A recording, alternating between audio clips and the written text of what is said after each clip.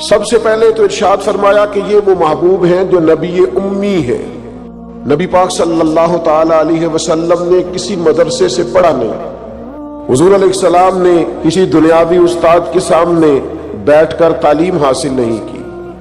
محبوب کو جو پڑھایا اور سکھایا ہے رب تعالی نے سکھایا ہے۔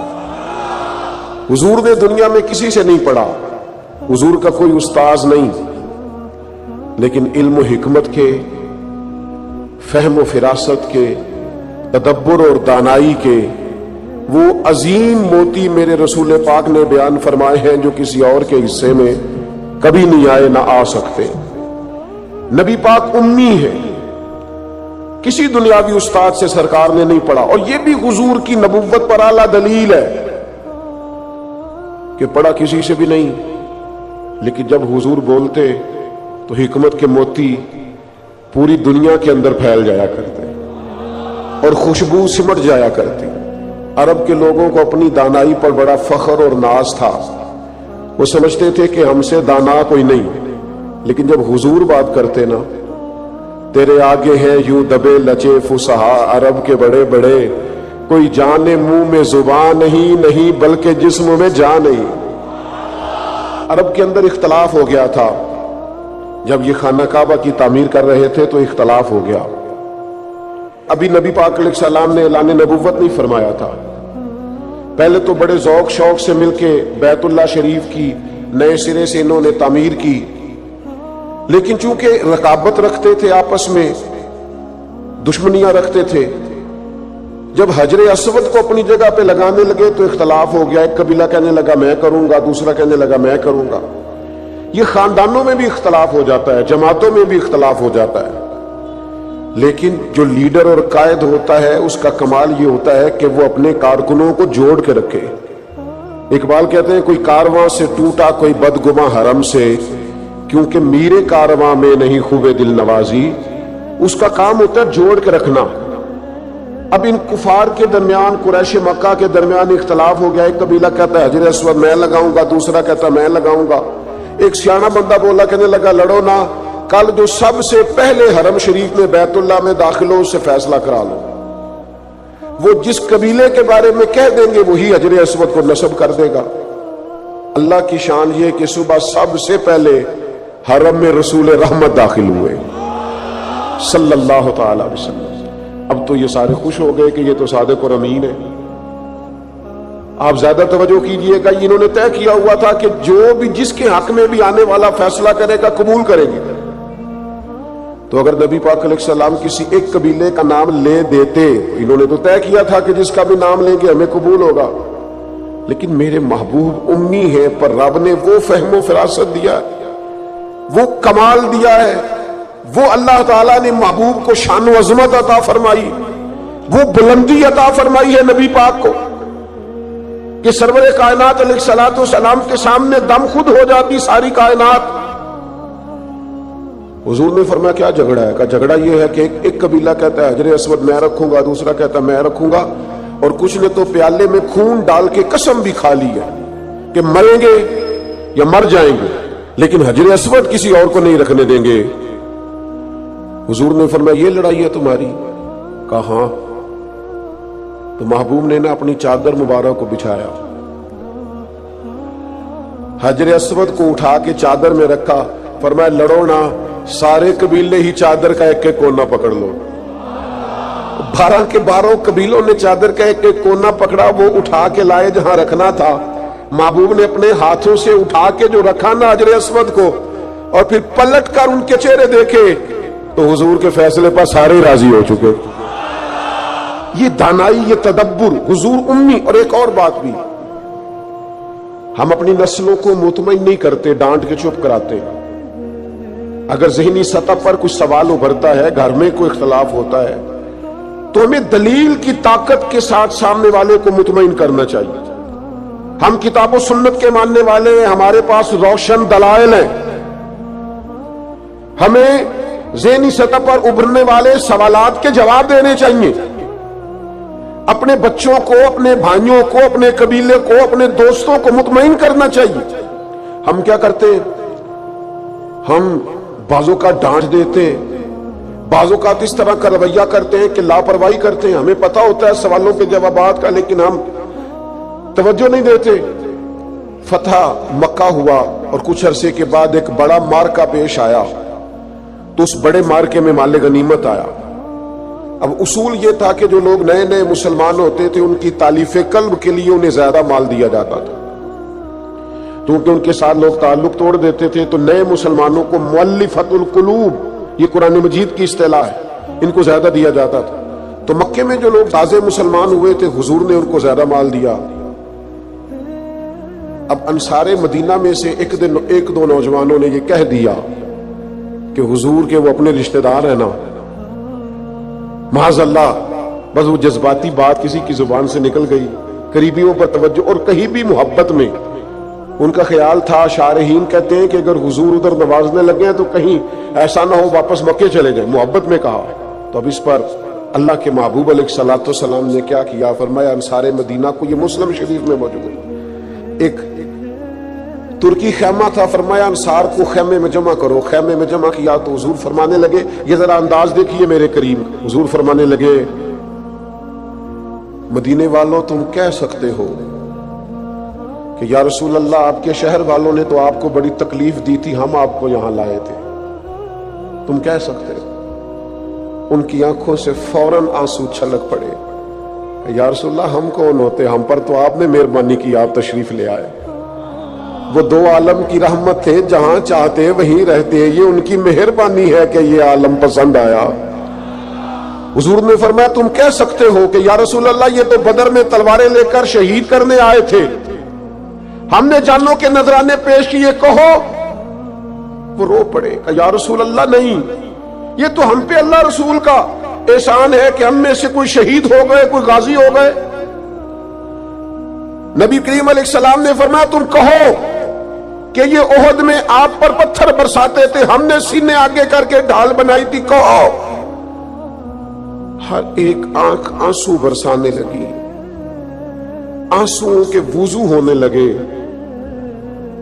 جب پوری طرح دل نرم ہو گئے تو محبوب نے ایک جملہ ایسا کہا کہ سوال ہی سرے سے ختم ہو گیا۔ فرمایا مدینے کے میرے بھولے انصار، کیا تم یہ پسند نہیں کرتے کہ مکے والے اپنے گھر جائیں تو بھیڑ بکریاں اونٹ لے کے جائیں، اور تم جب مدینے جاؤ تو اللہ کا رسول اپنے ساتھ لے کے جاؤ؟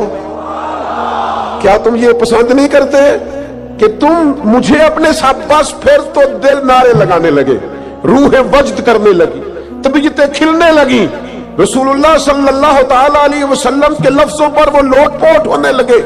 حضور امی ہیں پر محبوب بات کرتے ہیں نا تو سینہ ایسے کھل جاتا ہے کہ جیسے نور نالا نور ہو گیا۔ حضور بات کرتے ہیں تو منہ سے پھول جڑتے، نبی کریم علیہ السلام گفتگو کرتے ہیں تو یوں لگتا ہے ساری باتیں میرے لیے ہی ہیں، ساری باتیں آپ کے لیے ہی ہیں۔ حضور امی ہے۔ اور پھر اللہ تعالیٰ فرماتے ہیں کہ یہ محبوب وہ ہے جن کی شان یہ ہے کہ الذی یجدونہ مکتوبا عندہم فی التوراۃ والانجیل، فرمایا ان کی شانیں تم لکھی ہوئی پاؤ گے تورات میں بھی اور انجیل میں بھی۔ حضرت عیسیٰ تو خود فرما گئے نا، میں تمہیں اپنے بعد ایک محبوب کی خوشخبری دے کے جا رہا ہوں جن کا نام احمد ہوگا۔ ابن یعقوب کو اللہ نے صورت بخشی، ید بیضا کی کلیم اللہ کو نعمت بخشی، ہر نبی کو کوئی عزت کوئی عظمت بخشی، اور میری سرکار کو بے پردہ زیارت بخشی۔ فرمایا میں تمہیں خوشخبری دے کے جا رہا ہوں، اپنے بعد بشارت دے کے جا رہا ہوں، ان کا نام احمد ہوگا۔ نبی پاک صلی اللہ تعالی علیہ وسلم کی شانیں تورات میں بھی لکھی، انجیل میں بھی۔ آپ دیکھیے صحیح بخاری میں یہ حدیث موجود ہے، حضرت عطا رضی اللہ تعالیٰ عنہ بیان کرتے ہیں کہ میری حضرت عمر ابن عاص رضی اللہ تعالیٰ عنہ سے ملاقات ہوئی، میں نے کہا مجھے نبی پاک کی وہ شانیں تو بتائیں جو تورات میں لکھی ہیں۔ حضرت عمر ابن عاص تورات کے جاننے والے تھے، فرمانے لگے اللہ کی قسم تورات میں حضور کی بعض وہ شانیں بھی لکھی ہیں جنہیں قرآن بیان کرتا ہے۔ جس طرح قرآن نے کہا یا ایھا النبی انا ارسلناک شاہدا ومبشرا ونذیرا، اے محبوب ہم نے آپ کو خوشخبری دینے والا، ڈر سنانے والا بنا کر بھیجا ہے اور گواہ بنا کے بھیجا ہے. فرمایا جس طرح یہ قرآن میں لکھا ہے اسی طرح حضور کی یہ شان تورات میں بھی لکھی ہوئی. پھر حضرت عمر ابن عاص رضی اللہ تعالیٰ عنہ ارشاد فرمانے لگے حضور علیہ السلام کا نام تورات میں رسول بھی لکھا ہے اور متوکل بھی لکھا ہے. پھر فرمایا تورات میں لکھا ہے کہ حضور نہ سخت مزاج ہوں گے نہ سخت دل ہوں گے، اور تورات کے اندر یہ بھی لکھا ہے کہ محبوب برائی کا بدلہ برائی سے نہیں دیں گے بلکہ کوئی برائی کرے گا تو بدلہ اچھائی سے دیں گے. یہ بھی لکھا ہے بازاروں میں شور نہیں کریں گے. یہ بھی لکھا ہے کہ معاف کر دیا کریں گے، بخش دیا کریں گے. اور تورات میں یہ بھی لکھا ہے کہ جن کے کان غفلت کی وجہ سے بہرے، گونگے اور جو لوگ گندے ہو گئے ہیں، اللہ محبوب کی برکت سے سب کو بنائی اور بصارت عطا فرمائے گا.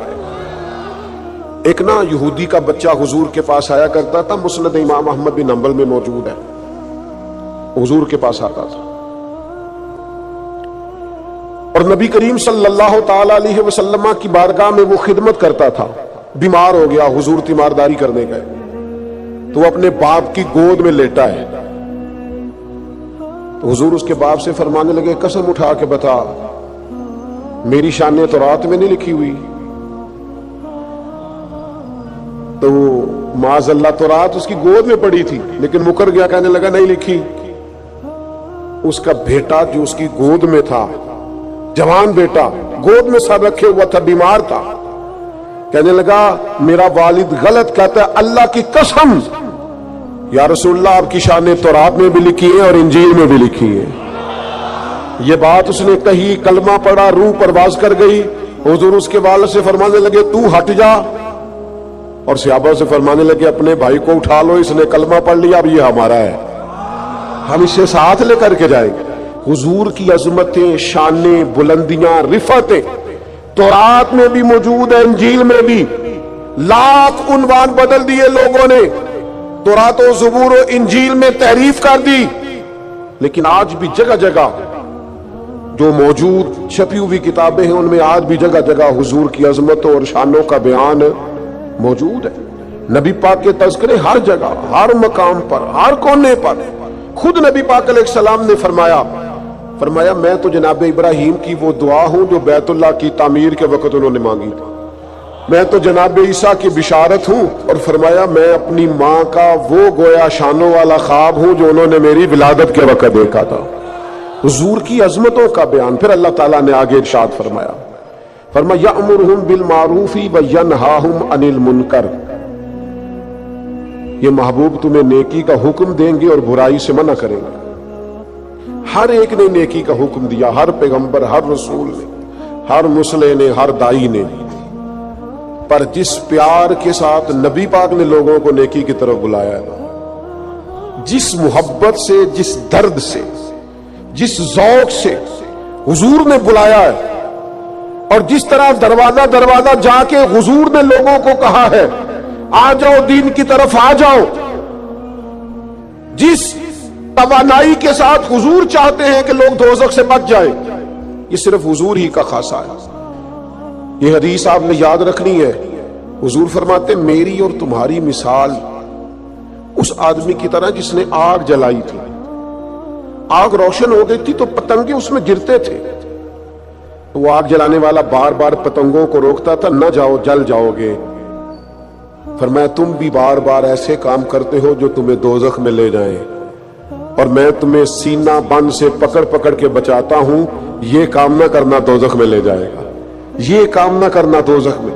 نبی پاک نے ایک ایک مرحلے میں امت کی رہنمائی کی، ایک ایک کونے میں تربیت فرمائی، اور بڑی جانفشانی کے ساتھ، بڑی ہمت کے ساتھ، جدوجہد کے ساتھ لوگوں کو دین کا پیغام دیا. اور پھر بڑی دانائی سے آج کچھ لوگوں کا انداز تبلیغ جارحانہ ہے. وہ کسی کو نماز کی دعوت بھی دیتے ہیں تو تلخ لہجے کے ساتھ، اپنے کسی بھائی کو دین کا پیغام دیتے ہیں تو ترش انداز کے ساتھ، حالانکہ اپنے حق میں جب وہ باتیں کرتے ہیں تو میٹھی. آپ کو اگر اپنا سودا بیچنے کے لیے نرم بات کرنی آتی ہے تو حضور کے دین کے لیے نرم بات کیوں نہیں کرتے؟ اگر اپنے بچے کو اپنے حق میں قائل کرنے کے لیے لہجے کو باوضو کر کے میٹھا کرتے ہو تو اپنے بچے کو نماز کی طرف مائل کرنے کے لیے، دین کی طرف مائل کرنے کے لیے میٹھا کیوں نہیں کرتے؟ آپ کا انداز حسین ہو، خوبصورت ہو. ادعو الی سبیل ربک بالحکمہ، لوگوں کو دانائی کے ساتھ اللہ کی طرف بلاؤ. اور یہ جو لوگوں نے کہنا شروع کر دیا نا یہ صرف علماء کی ڈیوٹی ہے، تو میرے بھائی نبی پاک علیہ السلام نے تو ایک معنی میں ہر امتی کو مبلغ بنایا ہے. فرمایا میری ایک آیت بھی کسی تک پہنچی ہے، ایک بات بھی تو دین میں لے جائے، پھیلائے جا کے. ایک ایک آدمی کی ذمہ داری ہے، آج ایک ایک کی ذمہ داری ہے دین کی خدمت کرنا، ڈیوٹی کرنا، لوگوں کو خیر کی طرف بلانا، بھلائی کی دعوت دینا. بڑا ثواب ہے مدینہ شریف میں مسجد نبوی شریف اور جنت البقیع میں دفن ہونے کا بڑا اجر ہے. پر حضرت جابر ابن عبداللہ کا مزار تو کہیں اور ہے، حضرت سعد بن ابی وقاص کا مزار تو کہیں اور ہے، حضرت ابو ایوب انصاری کا مزار تو کہیں اور ہے، حضرت انس بن مالک کی قبر تو کہیں اور ہے. مسجد نبوی میں اذان پڑھنے والے مؤذن جناب بلال حبشی کا مزار تو شام میں ہے. میرے دوستو وہ تو نکل گئے دنیا میں حضور کا پیغام لے کر، انہیں پتا تھا جنت البقیع میں دفن ہونے کا بڑا اجر ہے. انہیں یہ بھی پتا تھا کہ حضور کا اصل تو رضا اس میں ہے کہ دین کا پیغام دیا جائے، نکلا جائے. جب یہ درد لگ جاتا ہے نا زندگی میں تو پھر انسان گلی گلی گھومتا ہے دین کا پیغام لے کر، نگر نگر جاتا ہے. عدم سے لائی ہے ہستی میں آرزو رسول، کہاں کہاں لیے پھرتی ہے جستجو رسول. پھر انسان بیماریاں نہیں دیکھتا، تھکاوٹیں نہیں دیکھتا، گھر نہیں دیکھتا، پھر وہ اپنے اعلیٰ مقاصد کے لیے میدانوں میں رہتا ہے، جدوجہد کرتا ہے، کوشش کرتا ہے، ہمت کرتا ہے. آج امت مسلمہ کروڑوں میں ہے، کاروبار کو ٹائم دیتے ہیں، بچوں کو، دوستوں کو، صحت کو ٹائم دیتے، دین کو کیوں نہیں دیتے؟ پیغام دین اور بڑے خوبصورت انداز میں دیکھیے نا. ایک شخص نے بھی آ کے نبی پاک سے دین کی بات پوچھی تو حضور نے ایک بندے کو بھی بتائی ہے، اور 100 نے آ کے پوچھی تو حضور نے 100 کو بھی بتائی. پیغام دین دانائی سے، تدبر سے. اور پھر آگے ارشاد فرمایا اللہ تعالیٰ نے، فرمایا جو پاک چیزیں ہیں وہ محبوب تم پر حلال کرتے ہیں، اور جو گندی چیزیں ہیں وہ محبوب تم پر حرام کرتے. یہ بھی یاد رکھنا. نبی پاک علیہ الصلوۃ والسلام نے فرمایا قیامت کے قریب ایک بندہ ٹیک لگا کے تکیے سے بیٹھ جائے گا اور کہے گا حلال وہی ہے جسے قرآن نے حلال کہا، اور حرام وہی ہے جسے قرآن نے حرام کہا. خود حضور فرماتے ہیں، فرمایا جسے اللہ کے رسول حلال کر دے وہ بھی حلال ہے، اور جسے حضور حرام کہے وہ بھی حرام ہے. نبی کریم علیہ الصلوۃ والسلام کو اللہ نے شارع بنایا ہے، شارع. حضور اختیار رکھتے ہیں جو چاہیں. ایک شخص نے آ کے کہا یا رسول اللہ 2 ہی نمازیں پڑھوں گا، اگر اجازت ہو تو کلمہ پڑھوں. دنیا کا کوئی مفتی، کوئی محدث، کوئی مجتہد کسی کو ایک سجدے کی بھی رخصت نہیں دے سکتا کہ چل تو ایک سجدہ کم کر لینا فرض نماز میں، ایک سجدے کی بھی چھٹی نہیں. اس نے کہا یا رسول اللہ میں 2 ہی پڑھوں گا، پڑھوں کلمہ. حضور نے فرمایا آ جا، تجھے 3 نمازوں کی چھٹی میں دیتا ہوں، تو آ جا. وسعتیں دی ہیں خدا نے دامن محبوب کو. فاضل بریلوی کہتے ہیں ایسے ہی نہیں، وسعتیں دی ہیں خدا نے دامن محبوب کو. قیامت میں ہمارے جرم کھلتے جائیں گے پر وہ چھپاتے جائیں گے. اللہ نے وسعت والا دامن بنایا. تو فرمایا جو پاک چیزیں ہیں محبوب تم پر حلال. اور سنو میرے یارو، جسے حضور نے حلال کیا ہے وہی پاک ہے، اور جسے محبوب نے حرام کیا ہے وہ خبیث ہے، گندی ہے. قرآن کہتا ہے گندی ہے.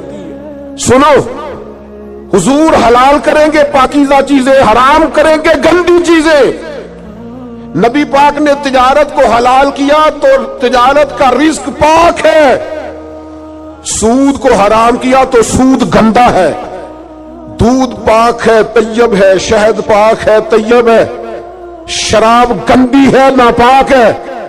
یاد رکھنا جسے مصطفیٰ نے ناپاک کر دیا وہ کبھی پاک ہو سکتی، جسے رسول اللہ صلی اللہ علیہ وسلم پاک کہے وہ کبھی ناپاک ہو سکتا. یاد رکھو وہی چیزیں پاک ہیں جنہیں میرے کریم نے پاک کیا. اور وہی لوگ پاک ہیں جو حضور کے دروازے کے قریب رہے. ابو بکر صدیق بھی پاک، عمر بھی پاک، عثمان بھی پاک، علی بھی پاک، حسن بھی پاک، حسین بھی پاک، ازواج مطہرات بھی پاک، چاروں شہزادیاں بھی، ہر صحابی بھی پاک، اور حضور کے خاندان کا ایک ایک بچہ بھی پاک. میرے عزیز، حضور علیہ السلام جو چیزیں نبی پاک، آپ کوئی بھی حلال چیز کھائیں گے وہی آپ کے لیے فائدہ مند ہے. حرام چیز کبھی استعمال کرو گے وہ گندگی پیدا کرے گا. پھر آگے ارشاد فرمایا قرآن مجید نے، فرمایا وَيَضَعُ عَنْهُمْ إِصْرَهُمْ وَالْأَغْلَالَ الَّتِي كَانَتْ عَلَيْهِمْ، فرمایا جو ان کے اوپر بوجھ ہے اور ان کے گلوں میں جو توق پڑے ہیں، محبوب وہ سارے توق اتار دیں گے. گلے میں پھندے پڑے ہوئے تھے بنی اسرائیل کے، رات کو جو گناہ کرتے تھے سویرے دروازے پہ لکھا ہوا ہوتا تھا، اور یہاں تک کہ انہیں بعض گناہوں کی معافی کے لیے، قتل کی معافی کے لیے قتل ہونا پڑتا تھا. دیت کی کوئی گنجائش نہیں، معافی کی کوئی گنجائش، قصاص ہی قصاص ہے صرف. لیکن محبوب نے اسے سارے پھندے اتار دیے. فرمایا تم سے کوئی گناہ ہو گیا ہے، کبیرہ گناہ ہو گیا ہے، کمرے میں جا کے چھپ کے بھی توبہ کر لو گے تو رب معاف کر دے گا. تم سے حقوق العباد ضائع ہو گیا، توبہ کر لو، متعلقہ بندے سے معافی مانگ لو، اللہ بھی معاف کر دے گا. تم سے قتل ہو گیا، جاؤ اہل خانہ سے معافی مانگ لو، دیت دے لو، رضامند کر لو، اللہ بھی معاف کر دے گا. تخفیف کر دی، آسانی کر دی. حضور کی تشریف آوری نے آسانی کر دی. ایک شخص سے گناہ ہو گیا، حد لگ گئی ان پر، اور وہ انتقال کر گئے. سیاستہ میں موجود ہے. بعض لوگوں نے کہا اس نے کتنا بڑا جرم کیا ہے. نبی پاک علیہ السلام نے فرمایا چپ کرو، تم نے جرم دیکھا، توبہ نہیں دیکھی. یا رسول اللہ جرم کیا ہے، حد جاری ہوئی ہے، وہ اس حد کی وجہ سے انتقال کر گئے. محبوب فرمانے لگے تم مردہ بھائی کا گوشت کھا رہے ہو اور وہ جنت کی نہروں میں غوطے لگا رہا ہے. یعنی یہاں توبہ کرنے والوں کو وہ معیار ملا، وہ معیار کہ جو دروازہ رسول پہ آ کے توبہ کر لے. حضور خوشخبری دیتے ہیں گناہگار بڑا تھا لیکن چونکہ یہاں آ کے توبہ کی ہے تو محبوب کا کرم برسا ہے. جنت میں بتاتے ہیں وہ جنت کی نہروں میں غوطے لگا رہا ہے. اور پھر اللہ نے آسانی کر دی. فرمایا وَلَوْ أَنَّهُمْ إِذْ ظَلَمُوا أَنفُسَهُمْ جَاءُوكَ، محبوب اگر یہ اپنی جان پر ظلم کر لینا تو تیری بارگاہ میں آ جائے، پھر یہاں آ کے اللہ سے معافی مانگے. محبوب بھی ان کی سفارش کر دے تو اللہ کو معاف کرنے والا پائیں گے، توبہ قبول کرنے والا پائیں گے. گویا مجرم ہو تو منہ اشکوں سے دھوتے ہوئے آؤ، آؤ در تواب پہ روتے ہوئے آؤ. قرآن میں موجود ہے توبہ کا طریقہ، پر سرکار کی دہلیز سے ہوتے ہوئے آؤ. ہاں ہاں سرکار کی دہلیز سے چلے نہ ایمان دو قدم بھی اگر تیرا ہم سفر نہ ٹھہرے، اور تیرا حوالہ دیا نہ جائے تو زندگی معتبر نہ ٹھہرے. لبوں پہ ایاک نستعین ہے اور اس حقیقت پر بھی یقین ہے، اگر تیرے واسطے سے مانگوں کوئی دعا بے اثر نہ ٹھہرے. میرے عزیز یاد رکھے ارشاد فرمایا کہ تم پر جو بوجھ ہیں، جو پچھلی امتوں کے سخت احکام ہیں، وہ سخت احکام محبوب آسان کر دیں گے. نبی پاک علیہ السلام نے ہمیں جو دین دیا ہے وہ آسان دین دیا ہے، اور حضور علیہ السلام آسانی کو پسند کرتے. کسی بھی قبیلے کو، کسی جگہ قافلے کو حضور روانہ کرتے تو فرماتے خوشخبریاں دینا، وہاں جا کے خوشخبریاں دینا، اور فرماتے لوگوں کو امید دلانا، لوگوں کو مایوس نہ کرنا. ہمارے ملک میں آج کتنے لوگ ہیں جو مایوس کرتے ہیں، بری خبریں دیتے ہیں، لوگوں کے ذہنوں کے اندر ہر وقت مایوسی پھیلاتے ہیں. حضور نے آسان اور خوبصورت دین ہمیں دیا ہے، ایسا دین جو ایک ایک بات قابل عمل ہے، جس پر عمل کیا جا سکتا ہے. عزیز دوستو، آسان دین. ایک شخص نے صرف نماز لمبی پڑھائی تھی، بہت لمبی نماز پڑھا دی، تو حضور کی بارگاہ میں جا کے لوگوں نے کہا یا رسول اللہ یہ بہت لمبی نماز پڑھاتے ہیں، صحیح حدیث میں موجود ہے. تو اللہ کے محبوب ناراض ہوئے. فرمایا میں لوگوں کو دین کے قریب کرتا ہوں اور آپ یہ کیا کرتے ہیں؟ آسان کر کے. آپ دین کی تعلیمات تو ساری آسان ہے، آپ آسان تعلیمات کو کیوں بعض لوگ مشقت پیدا کرتے اور مشکل میں ڈالتے. نبی پاک علیہ الصلوۃ والسلام نے فرمایا عبادت کے معاملے میں بھی، نفل عبادت کے معاملے میں بھی اپنے آپ کو آسانی دو. فرمایا جتنی دیر طبیعت اجازت دے نفل پڑھو، پھر آرام کرو. تمہارے وجود کا تم پر حق ہے، تمہاری آنکھ کا بھی تم پر حق ہے، تمہارے اہل خانہ کا بھی تم پر حق ہے. تو بھائی حضور علیہ الصلوۃ والسلام نے وہ مشکل احکام جو پچھلی امتوں کے تھے وہ اس امت کے لیے آسان کر دیے. اب کسی کے دروازے پر نہیں لکھا جاتا وہ کتنا گناہگار ہے. بڑے بڑے جرم ہوتے ہیں، بڑی بڑی خطائیں ہوتی ہیں، پر اللہ فضل کرتا ہے. بندے معافی مانگتے ہیں، اللہ اپنے بندوں کی پردہ پوشی فرماتا ہے. اللہ کر. اور میں نے پہلے بھی کہا تھا، پھر کہتا ہوں، قیامت والے دن بھی پردہ رہ جانا ہے انشاءاللہ تعالی، پردہ رہ جانا ہے. حضور کے صدقے کرم ہوگا. نبی پاک علیہ السلام فرماتے ہیں اللہ بندے پر رحمت کی چادر ڈال کے فرمائے گا یہ گناہ کیا تھا، یہ غلطی کی تھی، یہ خطا ہوئی تھی. تو بندہ عرض کرے گا مولا ہوئی تھی، اور ڈرے گا کہ تو میرے گناہ کھلنے لگے.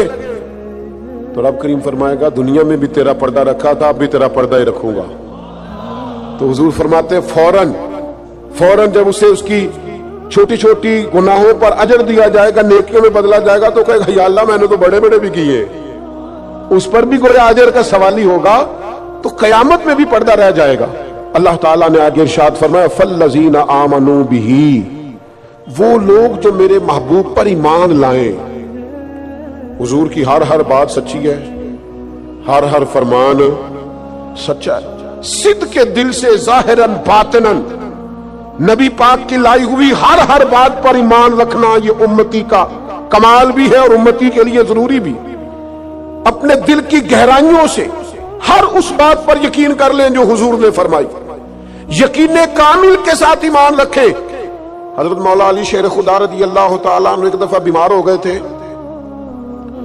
مسند احمد بن حنبل میں موجود ہے. تو بعض صحابہ تیمارداری کرنے گئے تو جناب شیر خدا کی اس نکاحت کو دیکھ کر پریشان ہو گئے.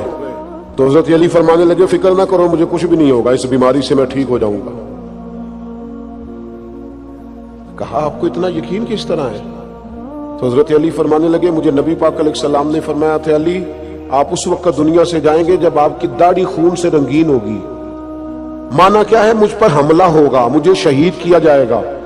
ساڈے نبی دی زبان ساڈے واسطے قرآن، جو دن کو کہہ دیا دن ہے تو دن نکل آیا، اور جو شب کو کہہ دیا شب ہے تو رات ہو کے رہی. اور خدا نے ان کی زبان کو وہ اختیار دیا جو نکلی منہ سے ان کے وہ بات ہو کے رہی.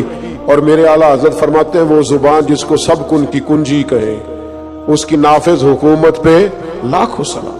حضور کے ہر فرمان پر یقین کامل رکھے. پھر ارشاد فرمایا وَعَذَّرُوهُ، اور محبوب کی تعظیم کرے. نبی پاک علیہ السلام کی تعظیم حضور کی حیات مبارکہ میں بھی اور حضور کی حیات وصال ظاہری کے بعد بھی ایک ہی طرح ضروری ہے. نبی پاک علیہ السلام کی تعظیم کی جائے. صحابہ کیسے تعظیم کرتے؟ حضرت سعید رضی اللہ تعالیٰ عنہ نماز پڑھ رہے تھے، ترمذی میں موجود ہے. حضور نے بلایا، فرماتے ہیں میں جلدی سے نماز مکمل کر کے حاضر ہوا تو نبی پاک علیہ الصلوۃ والسلام نے فرمایا آئے کیوں نہیں؟ میں نے عرض کی یا رسول اللہ نماز پڑھ رہا تھا. تو فرمایا تم نے اللہ کا فرمان نہیں سنا کہ جب رب رسول بلائیں تو فوراً حاضر ہو جایا کرو؟ فوراً.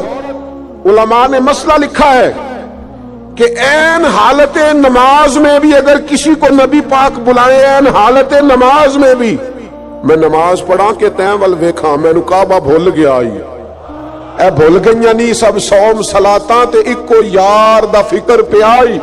اس لیے تو فاضل بریلوی نے کہا تھا آجیو آؤ شہنشاہ کا روضہ دیکھو.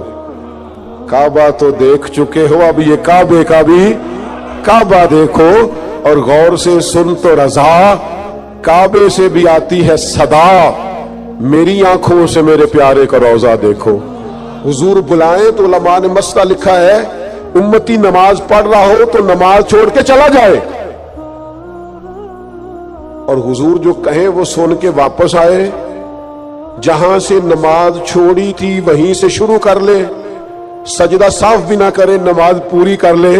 اس لیے کہ حضور بلائیں تو نماز ٹوٹا ہی نہیں کرتی، نبی پاک بلائیں تو نماز ٹوٹتی۔ فرمایا تمہیں آنا چاہیے تھا جب میں نے بلایا تھا، کریم کے بلانے سے نماز ٹوٹتی۔ تو اب سنو نا، مجھے کہہ لینے دو نا کہ نماز پڑھا کہ میں تین وال ویکھا، آ مینو کعبہ بھول گیا آئی، بھول گئیاں نی سب صوم صلاتاں، اکو یار دا فکر پہ آئی۔ نبی کریم صلی اللہ علیہ وسلم کی تعظیم، اور پھر جس طرح حضور کی ظاہری حیات میں تعظیم ہے، اسی طرح حضور کے ذکر کی تعظیم، نبی پاک کے نام کی تعظیم، حضور کے شہر کی تعظیم، رسول اللہ صلی اللہ علیہ وسلم کی مسجد کی تعظیم، حضور کے صحابہ کی تعظیم، اہل بیت کی تعظیم، حضور کے دین کے اولیاء علماء کی تعظیم، نبی پاک سے نسبت رکھنے والی ہر چیز کی تعظیم، ہر چیز کی تعظیم۔ دو لوگ مسجد نبوی میں آئے حضور کے وصال کے بعد اور اونچی آواز میں بات کرنی شروع کی، تو جناب عمر نے بلایا، بخاری میں موجود ہے، بلا کے فرمایا کہاں کے رہنے والے ہو؟ کہا ہم طائف کے رہنے والے ہیں۔ فرمایا تم مدینے کے ہوتے میں تمہیں سزا دیتا، پتہ نہیں کہ مسجد نبوی ہے؟ اے پائے نظر ہوش میں آ، یہ کوہ نبی ہے، آنکھوں سے بھی چلنا یہاں بے ادبی ہے۔ امام مالک رحمت اللہ تعالی علیہ سے کوئی بندہ فقہ کا مسئلہ پوچھتا تو بتا دیتے، اگر کہتا نا حدیث رسول سننی ہے تو امام صاحب پہلے وضو کرتے، غسل کرتے، لباس بدلتے، خوشبو لگاتے، امامہ باندھتے، منبر پر بیٹھتے۔ تو لوگ کہتے حضور یہ کیا کرنے لگے ہیں؟ فرمایا میں ذکر رسول کرنے لگا ہوں، میں اپنے محبوب کا ذکر کرنے لگا ہوں۔ نبی پاک کے ذکر کی برکت ہے، حضور کی تعظیم، نبی پاک کے ذکر کی تعظیم کرنی ہے۔ ایک دفعہ آپ بیان فرما رہے تھے تو بچھو نے ڈسا، 16-17 دفعہ ڈانگ مارا، رنگ بدلا امام صاحب کا، پر درس حدیث دیتے رہے۔ بعد میں کسی نے پوچھا حضور کیا ہوا تھا؟ فرمایا بچھو نے ڈانگ لیا تھا۔ کہ حضور پھر آپ نے چھوڑا کیوں نہیں؟ فرمایا ذکر رسول چھوڑ دیتا، حضور کا ذکر چھوڑ دیتا۔ ہمارے ایک استاد تھے، وہ کہا کرتے تھے کہ امام مالک نے اس طرح جواب دیا، فرمایا بچھو کا ڈانگ دیکھتا کہ حدیث رسول کا رنگ دیکھتا، میں تو حضور کی حدیث کا رنگ دیکھ رہا تھا۔ کیسے یہ کام ہو جاتا؟ میرے عزیز یاد رکھیں گے آپ، تعظیم رسول اللہ صلی اللہ علیہ وسلم کی تعظیم۔ ایاز کے بیٹے کا نام محمد تھا، محمد بن ایاز۔ تو محمود غزنوی جب بھی آواز دیتے کہتے محمد بن ایاز میری بات سننا۔ ایک دن محمود غزنوی نے کہا او ایاز کے بیٹے بات تو سننا۔ تو ایاز حاضر ہو کے عرض کرنے لگے غلام زادے سے کوئی غلطی ہو گئی ہے، آج محمد بن ایاز نہیں کہا۔ تو سفید داڑھی اور بوڑھے محمود غزنوی آنکھیں چھلک پڑی، ہاتھ کانپنے لگے، کہنے لگے تیرے بیٹے کا نام میرے نبی کے نام پر ہے، آج میرا وضو نہیں تھا اس لیے میں نے کبھی بغیر وضو اپنے محبوب کا نام لیا ہی نہیں ہے، کیونکہ تو نے ان کے نام کی برکت سے رکھا ہے نا۔ تو جب یہ نام لیتا ہوں حضور کا اس میں گرامی، مجھے یاد آ جاتا ہے حضور کی تعظیم، میرے دوست نبی پاک کی توقیر۔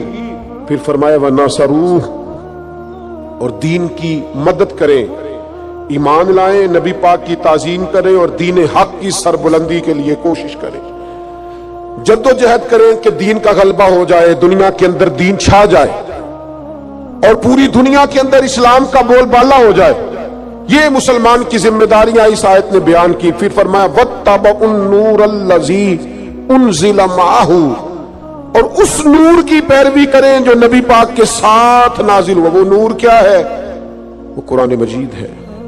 حضور قرآن لے کے آئے، نبی پاک نے قرآن مجید سکھایا، یعلمہم الکتاب والحکمہ، کتاب سکھائی اور حکمت سکھائی۔ نبی پاک نے ہر جگہ امت کو قرآن کی بات بتائی، قرآن کا درس دیا۔ امت کو چاہیے قرآن کے ساتھ جڑ جائے، قرآن مجید کے ساتھ وابستہ ہو جائے۔ آپ کی خدمت میں عرض کروں گا ہر روز ایک رکوع ترجمہ اور تفسیر کے ساتھ قرآن مجید کو پڑھیں، قرآن مجید کے ساتھ اپنی دلچسپیاں پیدا کریں۔ ہمارے ایک بزرگ تھے، قرآن کی زیارت کر کے روتے تھے۔ مریدوں نے پوچھا قرآن دیکھ کے کیوں رو پڑتے ہیں؟ فرماتے اسے دیکھ کے سوچتا ہوں اسے میرے نبی نے بھی تو کئی دفعہ دیکھا ہے، हुजूर की जुबान पाक से कई दफा जुमले अदा हुए। ये कुरान के सफ़े मुझे महबूब के जलवों की याद दिलाते हैं, ये हुजूर के जलवों की याद दिलाते, ये ताजा करते हैं मेरे दिल में हुजूर के जलवों। कुरान मजीद से अपनी औलादों को वाबस्ता करें, कुरान मजीद से जुड़े। फरमाया अगर तुम ईमान लाओगे, ताजीम करोगे, दीन की मदद करोगे, कुरान की पैरवी करोगे तो उलाइका हुमुल मुफलिहून, ये काम करोगे तो कामयाबियां मिलेंगी। दोस्तों, इतना बड़ा हजारों का मजमा है, इस मजमे में बुजुर्ग हैं, बेटे हैं, बहनें हैं, पर्दे में एक वसी आप लोग जमात के साथ यहां मौजूद हैं। मेरा दर्द दिल जाया न करना खुदारा। हमने ना सिर्फ दीन को मनाना नहीं है भाई, दीन को अपनाना भी।